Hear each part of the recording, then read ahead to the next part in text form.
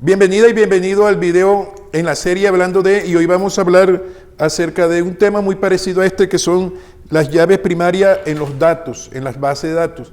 Normalmente cuando capturamos información en una hoja de Excel, tomamos los registros 1, 2, y 1, 2, 3, 4, o hacemos una serie. Normalmente se puede, en una hoja de Excel normal, se pueden repetir datos. ¿Qué pasa cuando se repiten datos que no tenemos la ubicación exacta? Entonces, en el concepto de base de datos se maneja el concepto de llave primaria. De llave primaria se maneja el concepto de llave foránea. ¿Y qué quiere decir eso? Que cuando uno genera una base de datos,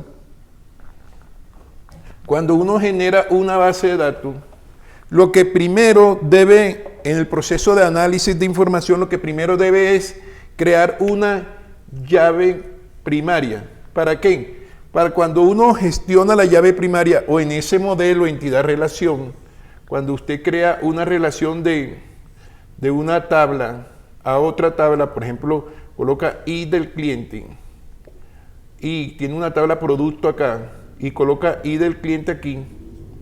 Cuando hace esa relación, lo que inherentemente lo que hace es colocar una llave primaria.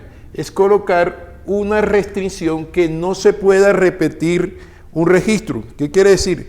Que si yo tengo una llave primaria, por ejemplo, código, y le asigno una llave primaria a este campo, cuando yo digite el 1 y cuando vaya a digitar el 2, correcto, pero si voy a digitar nuevamente el código 1, el sistema me debe aparecer que error. ¿Por qué? Porque ya yo definí una llave primaria y al definir una llave primaria no se puede repetir un registro. De tal manera que cuando se captura la información va a ser diferente en Excel, que se pueden repetir registros en una hoja normalmente. En una base de datos se maneja el concepto de llave primaria primero, para permitir que no se repita un registro. Y segundo, se utiliza también ese concepto de llave primaria para poder relacionar en el modelo entidad-relación. En el modelo entidad-relación,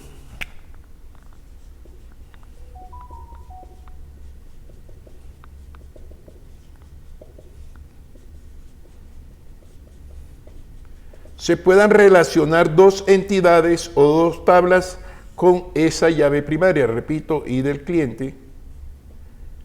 En la tabla cliente lo puedo relacionar con, por ejemplo, facturas. En I del cliente lo puedo relacionar. En este caso, en la tabla principal cliente, lo puedo relacionar a la tabla factura, que sería la llave foránea en este caso. Y aquí teníamos I de la factura, por decirlo así. Entonces ese es el concepto de llave primaria.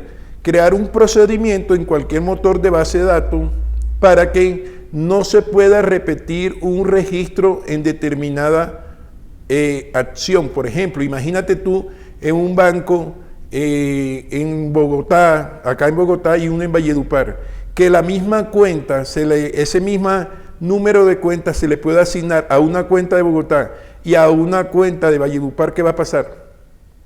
Por eso es que se utiliza dependientemente el concepto de llave primaria. Espero que te quede claramente este concepto, que las llaves primarias sirven para que no se repita un registro en la base de datos, y también la puedo utilizar para relacionar entre otras cosas.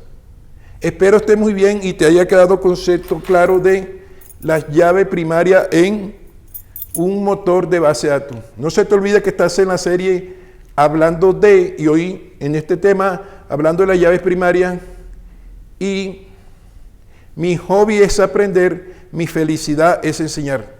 Hasta la próxima.